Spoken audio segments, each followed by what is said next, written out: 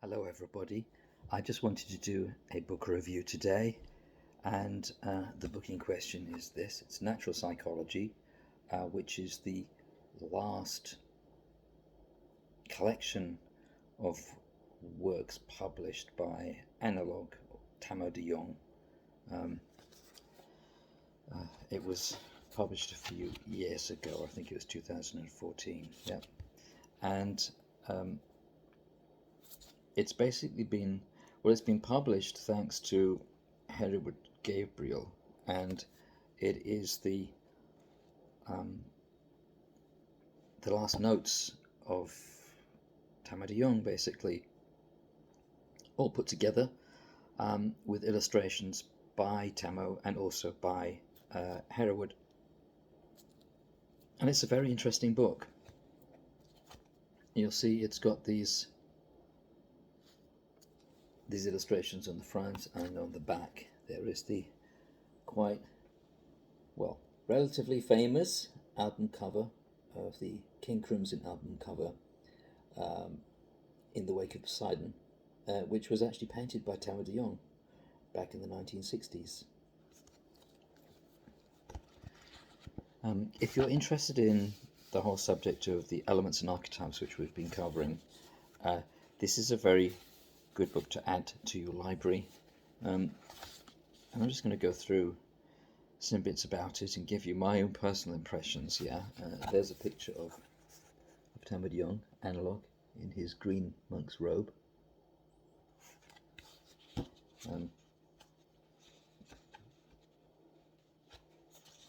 There's another very nice one at the back of Analog, Tamo de Jong, working at his desk. Yeah. And now the book starts off. Well, it just starts off with an introduction and some background, and going into the background of the formation of natural psychology, the discovery of the archetypes, and how they all came together, and various things about masculinity and femininity, and Analog's views on them. I did find that one thing that came through this was a sense of Analog's biases, really, which I think he did possess. He was, I think, from reading, his work, Analog seems to be almost a kind of sentimental patriarch in a sense. And there's virtues to that and limitations to it. But he definitely had an ideology that he was putting forward. It was an ideology of water consciousness, but it was an ideology, and you can see by the way he treated things that he had certain things which he had prejudices against, and certain things which he automatically venerated, I think. And I'd say that's a limitation. It's not how I would approach things, but he was the pioneer. He was the founder of this stuff, really, along with a few other people. And it goes onto the 12 worlds, which we know as the 12 archetypes, and their worlds associated with their elemental consciousness, the elements occurring in combinations two at a time, in different orders. So he goes through that, and it's very, very naturalistically expressed in that part, in terms of water welling up through the earth, or the sun on water and things like that. It's very, very naturalistically expressed. He then goes through all sorts of things about opposites, which then leads on to their reconciliation. I always find his way of expressing things quite obscure and difficult to get, because he was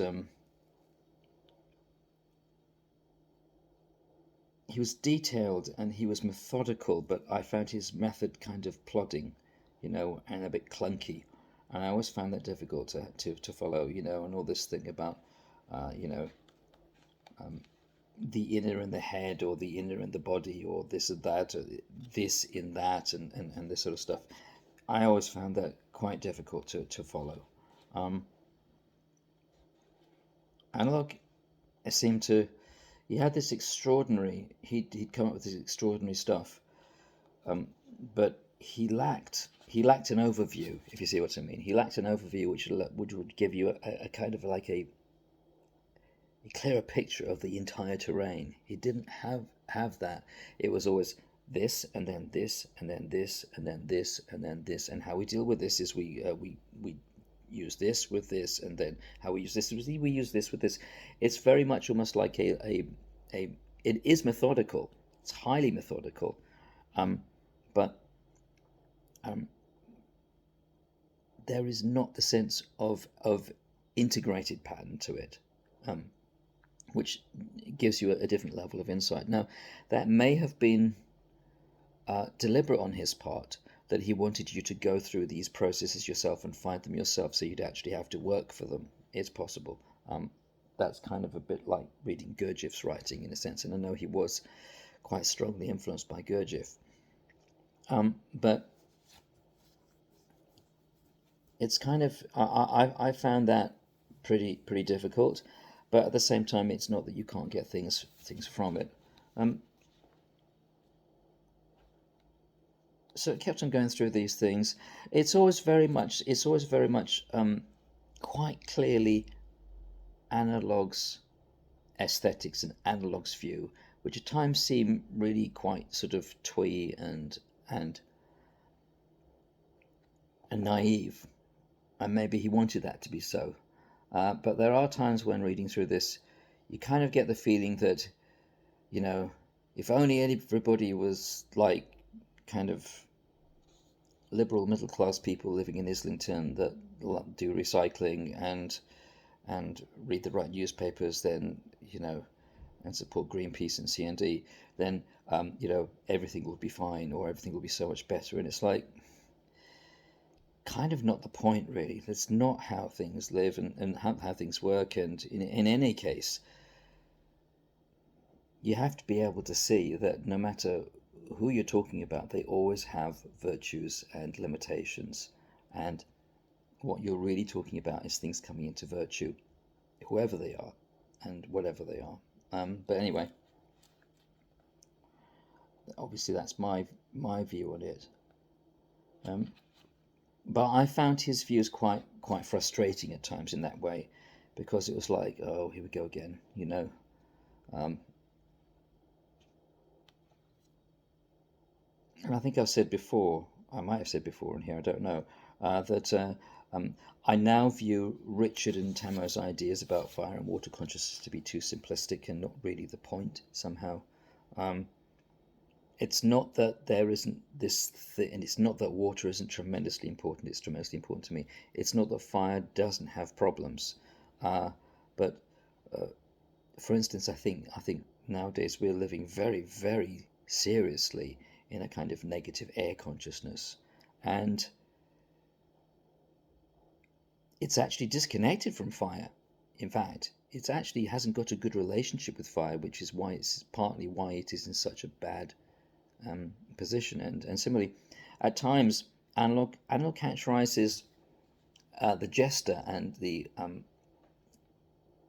fire consciousness in this way. The jester is all about technology, um, all about technology, really, and our technological world, and which is responsible for so much. That is a massive underestimation of the actual place of fire in our development and our lives, you know. And the sense that fire consciousness, for instance, arose, um, I don't know, with monotheism, or that it really came to the fore with, certain other developments later on. I can't remember where what he mentions it, but the sense that that's where fire consciousness came to the fore. Well, fire consciousness came to the fore when we discovered fire. Yeah, it's the initiating spark of everything that we consider to be civilized in any way at all. Yeah, so no, the things which I think are definitely off in the whole philosophy and worldview that Richard and Analog had. I really do think that now. Um, they really are, and I think that's why some of their work can't actually get to where it should be able to, because there's things which are naive or misguided, I think, truthfully. But anyway, that's not to say there isn't tremendous value in this stuff. There is, obviously. There's tremendous value in the whole pattern of the elements and the archetypes. Yeah. He goes on to all these things about reconciliations, how to reconciling the head, the body, the inner and the outer, things like this. Diagrams like this and everything. Again, I had to really read and reread some of this stuff. There's all sorts of interesting things come out of it, though. There are all sorts of interesting things do come out of it. And you see, the insights are amazing. The insights that can come out of things are amazing.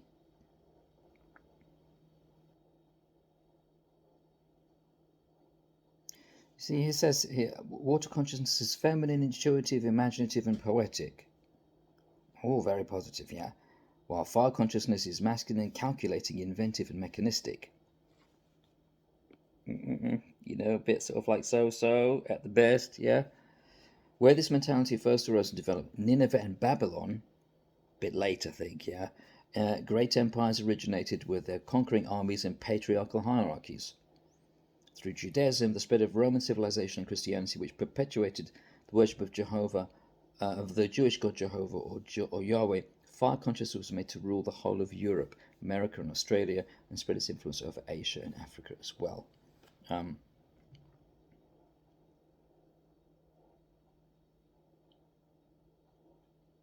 not sure about this, you see, because fire consciousness is also, I mean, I guess what he's talking about is fire consciousness out of balance with other things, which means basically out of balance with itself, essentially, because nothing actually exists in isolation, you know. It travelled from the dry and hot Mediterranean countries via the straightness of Roman roads to our misty green and watery lands, and did not quite succeed in eradicating our winding paths and secret byways, our traditional customs and lovely old villages where herbal lore, prediction and other matriarchal arts survived. You see, it's highly ideal. It's actually very ideological what he's coming out with. He's got an entirely romanticized idea of sort of like Celtic Britain, yeah, which would have been a violent place, a primitive, violent, and tribal place. Yeah, this is what happened, you know, with plenty of fire consciousness, actually. Yeah, both positive and negative. Yeah. Water consciousness is that of the artistic world of ballet and the theatre, and all that is inspiring, uplifting, and beautiful. It gave rise to the environmental movement before that to the socialism of William Morris and Oscar Wilde, who wrote an essay called The Soul of Man Under Socialism, in which he wrongly supposed that industrial automation would set us free, which it hasn't. Again, it's all quite. He's quite clearly trying to push a certain sort of worldview in a way, and it's a very selective one. It's a very British middle class view of things. You know, water consciousness is the artistic word of ballet and the theatre. I don't think so. I mean, it is, yes, it's of all sorts of art creativity. I love that sense of the artistic, the creative. I think it's very important. Yeah, I think it is. Um, but there's just so many things here which water consciousness reconciles all the polarities, whereas fire consciousness only reconciles some, and yet it is what we're used to, and so we are reluctant to give it up easily. What now? Come on, that he see there is absolutely, and he puts forward nothing to actually explain what he means by that. Water consciousness reconciles all the polarities. Does it really? Yeah. Whereas fire consciousness only reconciles some.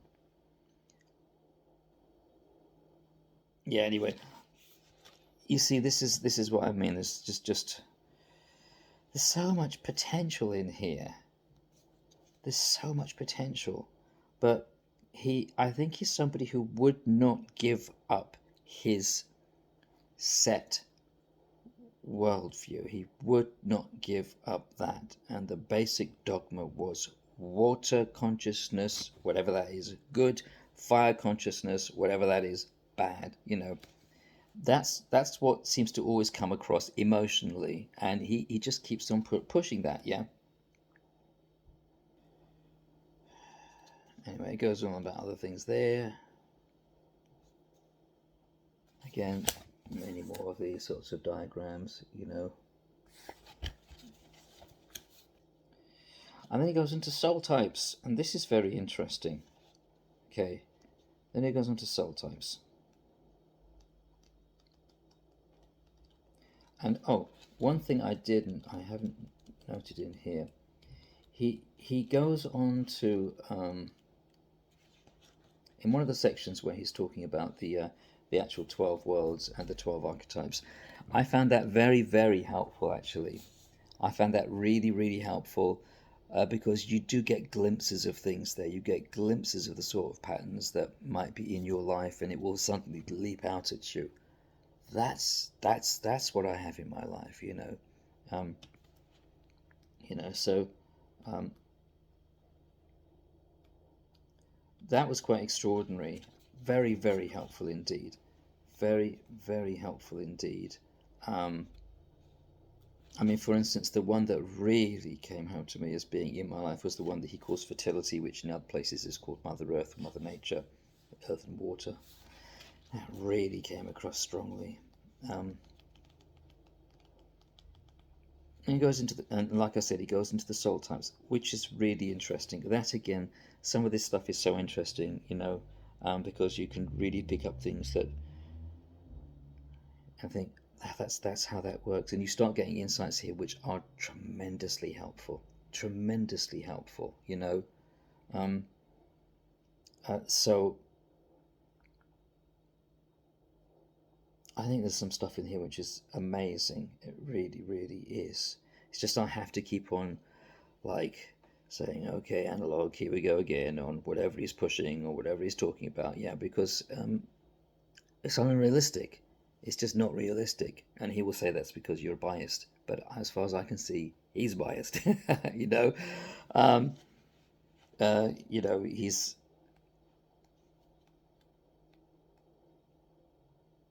And he goes into the three groups, like the nomadic group and the settler group and the urban group of types.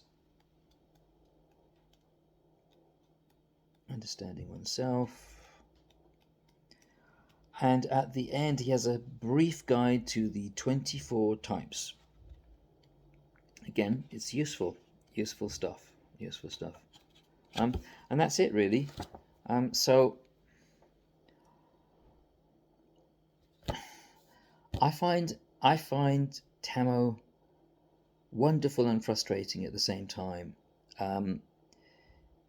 So much of value in his work, so much of value, but you've just got to sort of like be prepared that he's going to go on with pushing his worldview, and his worldview has certain biases in it and certain tastes which he insists upon